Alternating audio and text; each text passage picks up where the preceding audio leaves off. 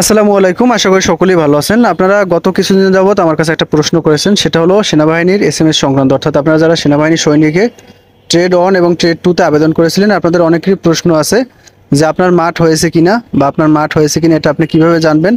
আবার অনেকে প্রশ্ন করেছেন যে আপনার পাশের রোল আপনার জেলার তার এসএমএস আসছে কিন্তু আপনার এসএমএস আসেনি, কেন আসেনি। এই বিষয়গুলো নিয়ে আপনাদের অনেকের অনেক ধরনের প্রশ্ন আছে।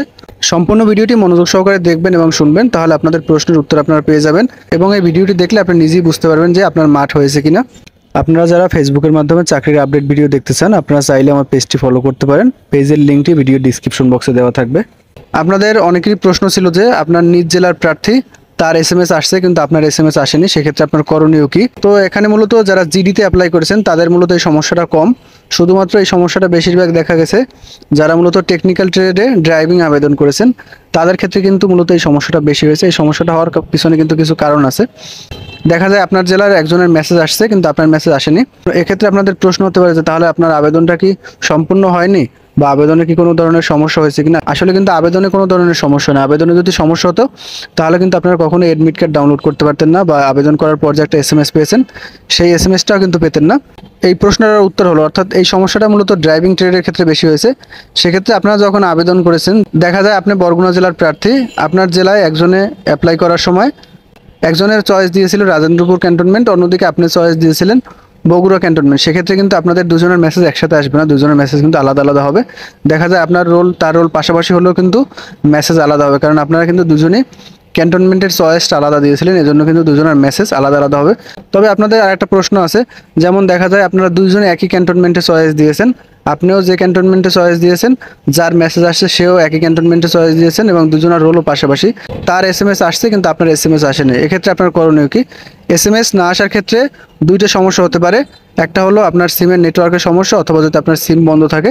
এই দুইটা কারণে কিন্তু এসএমএস আসতে নাও পারে। অর্থাৎ যদি নেটওয়ার্কে কোনো ধরনের সমস্যা হয়, আপনার সিম যদি বন্ধ থাকে, সেক্ষেত্রে কিন্তু সৈনিকের এসএমএস আসবে না। তো এখন আপনাদের প্রশ্ন হতে পারে তাহলে আপনি কিভাবে বুঝবেন যে আপনার মাঠ হয়ে গেছে কিনা।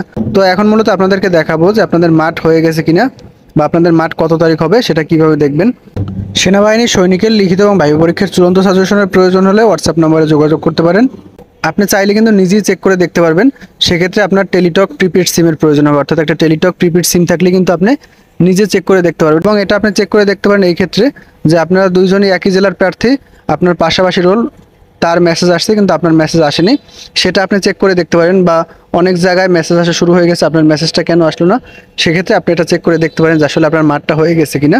তো এক্ষেত্রে আপনাকে যে কাজটা করতে হবে, আপনাদেরকে মূলত একটা এসএমএস প্রেরণ করতে হবে এবং এসএমএসটা প্রেরণ করতে হবে 6596 এই নাম্বারে। এখান থেকে ভালোভাবে একটু নাম্বারটা দেখবেন, স্ক্রিন নাম্বারটা দেওয়া আছে, এই নাম্বারে মূলত এসএমএস প্রেরণ করতে হবে। তো এখন আপনাদের প্রশ্ন হতে পারে যে মূলত আপনারা এই নাম্বারে কি এসএমএস প্রেরণ করবেন এবং কিভাবে এসএমএসটা লিখবেন, সেটা এখন আমি আপনাদেরকে দেখাবো। যেমন এরকম একজনের সমস্যা হয়েছিল, একই জেলার প্রার্থী, একজনের মেসেজ আসছে আর একজনের মেসেজ আসেনি। তো এক্ষেত্রে আপনারা যে কাজটা করবেন, প্রথমে আপনি মেসেজ অপশনে গিয়ে লিখবেন সৈনিক।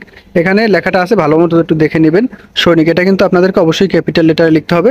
সৈনিক লেখার পরে স্পেস দিয়ে লিখবেন হেল্প। এখানে সুন্দর মতো বানান লেখা আছে, এভাবে লিখবেন, ভুল করলে কিন্তু হবে না। এরপরে স্পেস দিয়ে আপনার বোর্ড, আপনি যে বোর্ড থেকে পাস করছেন, আপনি যদি ঢাকা বোর্ড থেকে পাস করেন তাহলে ঢাকা বোর্ডের প্রথম 3টা অক্ষর লিখবেন, বরিশাল বোর্ড থেকে পাস করলে বরিশাল বোর্ডের 3টা অক্ষর লিখবেন, এবং যে বোর্ড থেকে আপনি পাস করেন, রাজশাহী, রংপুর বা যে কোনো বোর্ড থেকে পাস করলে সেই বোর্ডের যে প্রথম 3টা অক্ষর আছে এই অক্ষর 3টা লিখবেন। যেমন এই লোক এসএসসি পরীক্ষা দিয়েছে টেকনিক্যাল বোর্ড থেকে, এই জন্য মূলত টিইসি, যেমন টেকনিক্যাল বোর্ডের প্রথম 3টা অক্ষর, এটা আমি লিখলাম। এরপরে মূলত লিখতে হবে তার রোল নাম্বার, অর্থাৎ এসএসসি রোল নাম্বার। আপনার এসএসসি রোল নাম্বারটা লিখবেন। লেখার পরে আপনি কত সালে পাস করছেন, যেমন এই লোক পাস করছে 2023 সালে, সেক্ষেত্রে আমি 2023 লিখলাম। আপনি যে সালে পাস করছেন সেই সালটা লিখবেন এবং সর্বশেষ লিখতে হবে আপনাকে ডিস্ট্রিক্ট কোড, অর্থাৎ জেলার কোড। এটা মূলত যখন সার্কুলারটি প্রকাশিত হয়েছিল, সার্কুলারে কিন্তু দেওয়া আছে ডিস্ট্রিক্ট কোড। সেক্ষেত্রে আপনারা সার্কুলার থেকে দেখে নেবেন যে অর্থাৎ আপনার জেলার কোড কত, সেই ডিস্ট্রিক্ট কোডটা লিখে আপনাকে সেন্ড করতে হবে। এবং এটা কিন্তু অবশ্যই আপনাকে টেলিটক সিম থেকে এসএমএসটা প্রেরণ করতে হবে, অন্য কোনো সিম থেকে এসএমএস প্রেরণ করলে কিন্তু হবে না। তো এসএমএসটা মূলত প্রেরণ করতে হবে 6596 এই নাম্বারে। তো এই নাম্বারে এসএমএস সেন্ড করার পরে কিন্তু একটা কনফার্মেশন এসএমএস চলে আসছে পরবর্তীতে, অর্থাৎ আপনার ঠিকানা, অর্থাৎ আপনার নাম, আপনার ইউজার আইডি এবং আপনার পরীক্ষা হয়ে গেছে কিনা। যদি আপনার পরীক্ষা হয়ে যায় বা পরীক্ষার ডেট দেয়, সেক্ষেত্রে কিন্তু এখান থেকে আপনারা তারিখ দেখতে পারবেন। যেমন ওই লোকের পরীক্ষা হয়েছিল 12 তারিখ, সেক্ষেত্রে কিন্তু এখানে চলে আসে। অর্থাৎ আপনার যদি পরীক্ষা হয়ে যায় বা পরীক্ষার যদি ডেট দিয়ে থাকে, সেক্ষেত্রে কিন্তু এখানে ডেট আসবে। এবং যদি আপনার পরীক্ষা না হয়, সেক্ষেত্রে কিন্তু শুধুমাত্র আপনার নাম এবং ইউজার আইডি, পাসওয়ার্ড এটা আসবে, তারিখ আসবে না।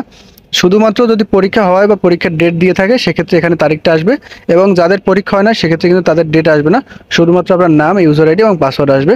তো এখান থেকে কিন্তু খুব সহজেই আপনারা দেখে নিতে পারবেন যে আপনাদের মূলত পরীক্ষার ডেট দিছে কিনা বা আপনার পরীক্ষা হয়ে গেছে কিনা। কারণ অনেকের সিমে নেটওয়ার্ক সমস্যা থাকার কারণে কিন্তু SMS আসে না। সেক্ষেত্রে আপনারা যে কাজটা করুন, ভালো মতো চেক করবেন যে আপনার সিমে পর্যাপ্ত পরিমাণ নেটওয়ার্ক আছে কিনা বা আপনার নাম্বারটা বন্ধ আছে কিনা। যদি নাম্বার বন্ধ থাকে বা সিমে নেটওয়ার্কের সমস্যা থাকে সেক্ষেত্রে কিন্তু আপনার SMS আসবে না, এবং যাদের এই সমস্যাটা আছে তারা কিন্তু এইভাবে খুব সহজে চেক করে দেখে নিতে পারবেন। এবং আপনাদের অনেকেরই প্রশ্ন আছে যে অনেক জেলার মাঠ তো শুরু হয়ে গেছে কিন্তু আপনার জেলার মাঠ এখনো কেন শুরু হয়নি।